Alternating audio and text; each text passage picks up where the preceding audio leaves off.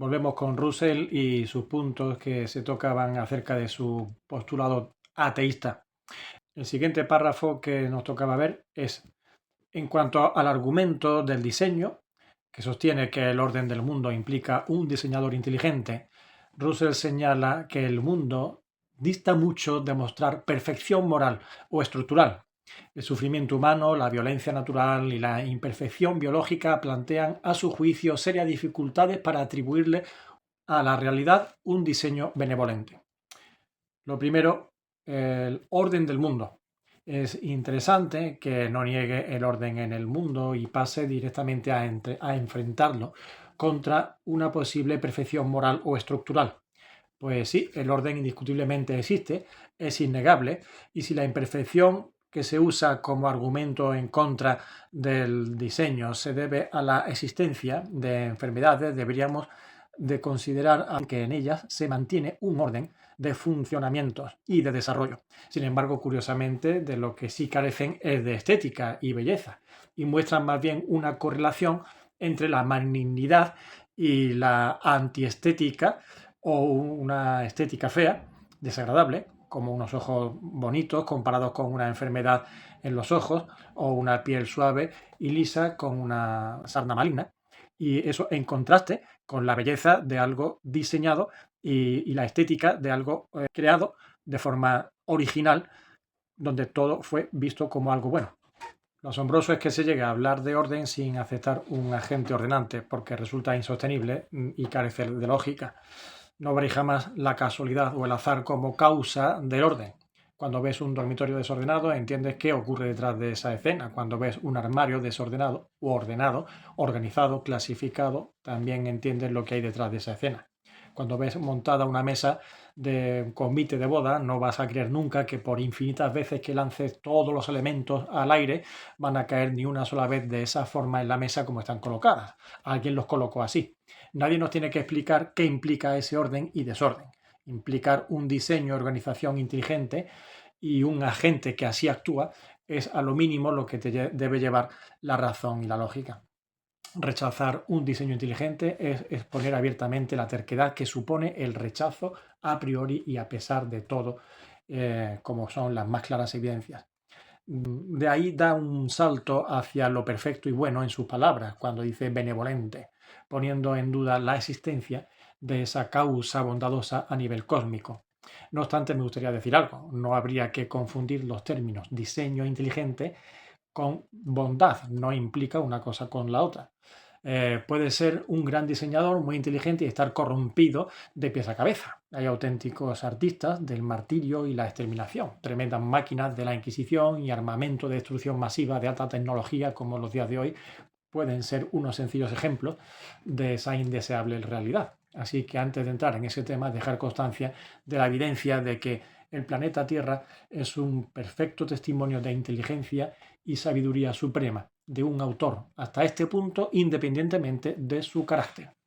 En este punto de perfección y benevolencia del que se habla, veo que a priori estar haciendo responsable de la imperfección y del mal al autor de la creación original. Eso es una presuposición, una correlación arbitraria. ¿Por qué obligatoriamente el autor de algo es responsable o es autor de todo lo que posteriormente acontece? Podría asumirse así en un caso de programación. Sin embargo, si lo que se ha creado no está diseñado de principio a fin con un programa exacto, sino que se ha creado con la capacidad de autogeneración y autodeterminación, entonces los resultados finales no son consecuencia de los factores iniciales. Que existan factores de autonomía que componen el origen de lo creado, como es el caso del libre albedrío, da a entender que puede darse consecuencias indeseables que eximen de autoría o responsabilidad al creador. Ejemplo, el pecado. No lo hizo Dios, ni lo introdujo Dios. Es el resultado de la conducta responsable humana. Por tanto, habrá que conocer las condiciones en las que están hechas las cosas. Por ejemplo, si son estáticas o dinámicas, si siguen un patrón programado o hay autonomía en el diseño. Si comparamos una calculadora con un robot con IA, inteligencia artificial, seguramente entenderemos que los resultados van a ser distintos. La calculadora no va más allá de lo que hagas con sus teclas, mientras que el robot con inteligencia artificial va actuando por sí mismo en función del aprendizaje y se van a producir resultados propios de la actuación del robot, no del creador del robot.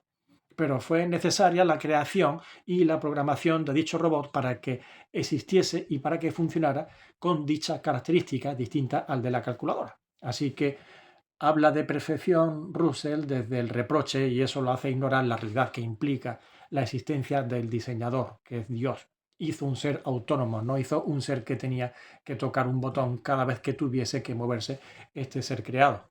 Un ser con inteligencia, no artificial, y sí con voluntad propia.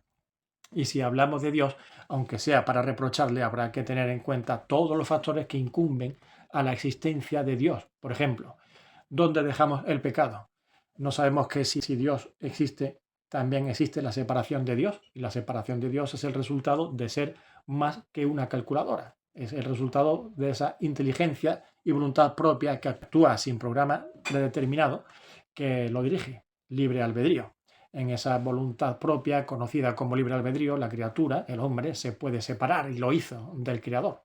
Y la separación de Dios, autor y conservador del orden, tiene como resultado la existencia del caos, el desorden, la imperfección, la enfermedad, la inmoralidad, en definitiva, el mal. Podríamos decir que es la ausencia de benevolencia voluntariamente lograda. Por tu misericordia no hemos sido consumidos, dice Jeremías en Lamentaciones. La preservación de la especie es un testimonio de una protección sobrenatural de la especie, ya que observando a lo largo de la historia el comportamiento humano, es un milagro que no se haya aniquilado a sí mismo. Precisamente una de las evidencias de Dios es la existencia del mal.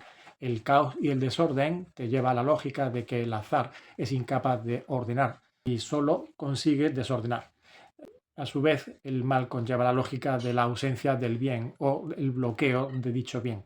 De hecho, el que lo catalogues de mal ya es testimonio de que hay valores de referencia que determinan el bien y el mal. Dios no es causa del mal, la causa del mal es rechazar a Dios, es la ausencia de Dios. Cuarto, por otro lado, si hablas de Dios, ¿dónde dejamos a Satanás? La existencia de Dios implica la existencia de Satanás, el cual implica la existencia del ya mencionado pecado. Y si Dios existe, Satanás existe. Y si Satanás existe, el pecado existe. Y si el pecado existe, las consecuencias del pecado existen. Así que al libre albedrío humano se le suma otra causa más de imperfección, el enemigo de Dios, Satanás. Y finalmente, punto 5, no obstante, es asombroso que contemplando la creación se aferre Russell a fijarse en los procesos malos e imperfectos, demostrando que solo busca rebatir o combatir una postura que no le agrada. Porque paradójicamente, hasta en los procesos adversos u hostiles se pueden observar una majestuosa elaboración imposible de atribuir al azar. Las células cancerígenas, que son tan malas, actúan mediante procesos asombrosos también. Sin embargo, lo bueno creado, que es la base, excede inmensamente a lo malo que ha sido infiltrado. Pues con esto ya dejamos hasta la próxima sesión, el próximo comentario acerca de los pensamientos de Russell.